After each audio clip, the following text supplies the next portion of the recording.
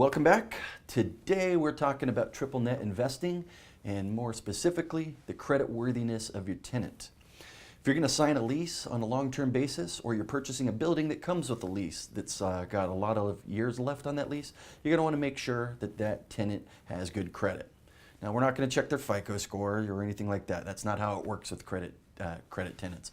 What we're looking for are corporations that hopefully they're a Fortune 500 company, they're a public company. They've got public information that we could research through some of the rating agencies like S&P, Moody's, or any of the rest of these agencies who they've done the work for us. They've done their research. They constantly analyze these credits of these tenants on a daily basis. We take that information and we make decisions from it.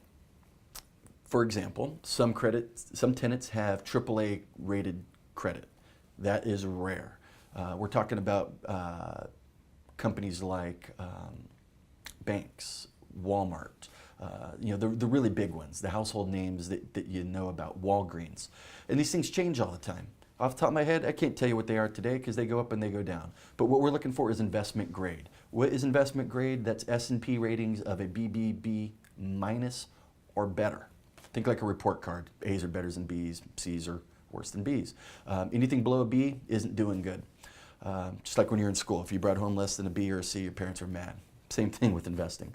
Some things to be aware of. You can get franchisees for something like a Taco Bell.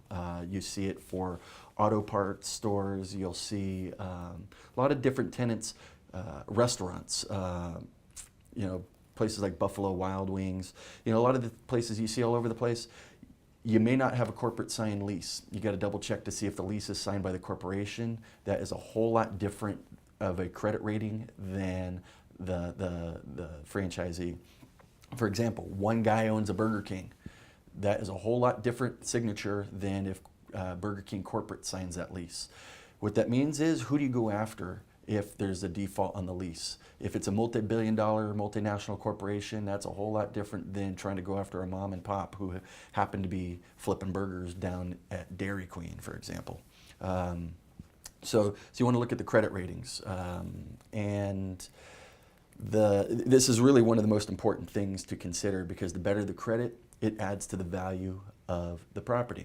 We'll talk more about that in a later video, but if you've got more information on this topic, reach out to me. You can catch me at my website at Beaubien.com. That's www.beaubien.com.